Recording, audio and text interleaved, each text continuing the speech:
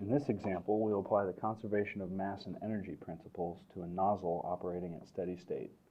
A nozzle is a device that increases the flow velocity by means of an area change.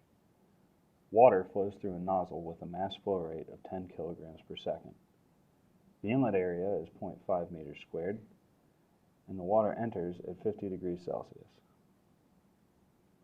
The outlet area is 0.0001 meters squared. We wish to compute the temperature of the water at the outlet of the nozzle.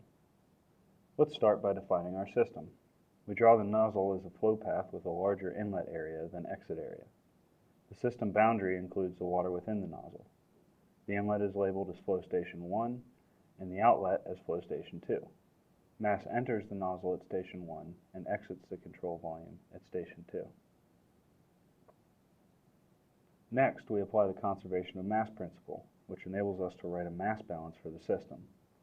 The time rate of change of mass within the control volume is equal to the sum of the mass flow rates into the system minus the sum of the mass flow rates out of the system. For steady operation, the mass within the system does not change in time, and the time derivative is 0. The result is that the mass flow rate into the system at station 1 is equal to the mass flow rate out of the system at station 2. In order to perform an energy balance, we must first identify any work or heat interactions that the system experiences. Let's assume that the heat transfer is adding energy to the system and work is removing energy from the system. Once we have written the balance, we will see that these terms disappear for a nozzle that is well insulated. A nozzle also does not have any work interactions with the flow. We apply the conservation of energy, or the first law of thermodynamics, to the system by writing an energy balance. The time rate of change of energy within the system is equal to the heat transfer rate into the system minus the work rate out of the system plus the energy carried into the system by mass flow minus the energy carried out of the system by mass flow. Mass flowing into or out of the system has internal energy, flow work, kinetic energy, and potential energy. The internal energy and flow work are both included in the specific enthalpy term. For steady operation, the energy within the control volume does not change in time. Also, we assume that the nozzle is well insulated, and so there is no heat transfer.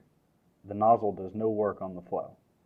Also, we assume that the nozzle is level, which removes any change in potential energy. The result is that the mass flow in times the specific enthalpy and kinetic energy minus the mass flow out times the specific enthalpy and kinetic energy is equal to 0. From the mass balance, we know that the mass flow at station 1 is equal to the mass flow at station 2, and so they cancel. We are left with the specific enthalpy at station 2 being equal to the specific enthalpy at station 1 plus the change in kinetic energy of the flow from station 1 to station 2. Remember that for a liquid, we can assume that the specific enthalpy is a function of the temperature. If we find the specific enthalpy of the flow leaving the nozzle, we can determine the temperature. In order to proceed, we need the specific enthalpy at station 1 and the velocities at station 1 and 2. Returning to the mass balance, we can evaluate the mass flow as density times velocity times the area. Since we know the mass flow, we can solve for the velocity, which is equal to the mass flow divided by the density in the area. Substituting values, we see that the flow velocity at station 1 is equal to 10 kilograms per second divided by 1,000 kilograms per meter cubed times 0.5, which is equal to 0.02 meters per second. At station 2, the velocity is equal to 10 kilograms per second divided by 1,000 kilograms per meter cubed times 0.0001 meters squared, which is equal to 100 meters per second. Returning to the energy balance, we have that the specific enthalpy at station 2 is equal to the specific enthalpy at station 1, plus the change in kinetic energy of the flow.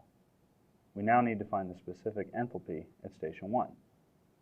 For liquid water, we can assume that the specific enthalpy is equal to the specific enthalpy on the fluid line of the vapor dome, or HF of T.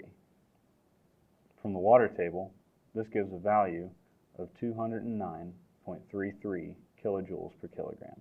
Substituting the values into the energy balance, we have the specific enthalpy at station 2 is equal to 209.33 kilojoules per kilogram plus 0.02 meters per second squared minus 100 meters per second squared, all divided by 2. We see that the first term has units of kilojoules per kilogram, and the second term has units of meters squared per second squared. Let's convert the first term to meters squared per second squared. 1 kilojoule is 1,000 joules. A joule is a Newton meter.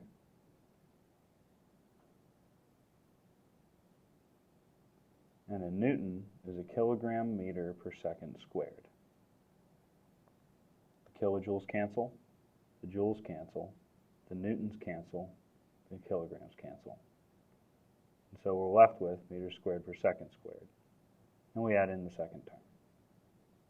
And so we find that the specific enthalpy at station 2 is equal to 204,320 meters squared per second squared. We already showed that 1,000 meters squared per second squared is equal to 1 kilojoule per kilogram. Converting, we have the specific enthalpy at station 2 equal to 204.33 kilojoules per kilogram. To find the temperature at station 2, we find the temperature corresponding to this specific enthalpy value in the water tables. The exact value for specific enthalpy does not appear in the tables, so we must use linear interpolation to find it. At 45 degrees, the specific enthalpy is 188.45 kilojoules per kilogram. At 50 degrees, the specific enthalpy is 209.33 kilojoules per kilogram. Setting the slope through the two endpoints equal to the slope through the point of interest that's in between, we have 50 degrees C minus 45 degrees C divided by 209.33 kilojoules per kilogram minus 188.45 kilojoules per kilogram is equal to temperature at station 2 minus 45 degrees C divided by 204.33 kilojoules per kilogram minus 188.45 kilojoules per kilogram. Solving for T2, we have T2 is equal to 48.8 degrees Celsius. That concludes the example. Thanks for tuning in. Have a great day.